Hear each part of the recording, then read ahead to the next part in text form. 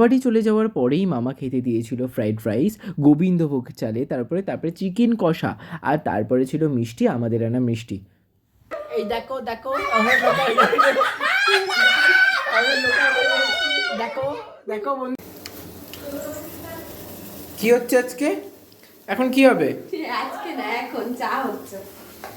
বাপের বাড়ি এসেও শান্তি নেই না বল, সে নিজে করে খেতে হয়।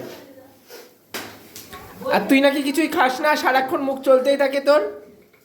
মানে এটা কি ধরনের অসভ্যতা?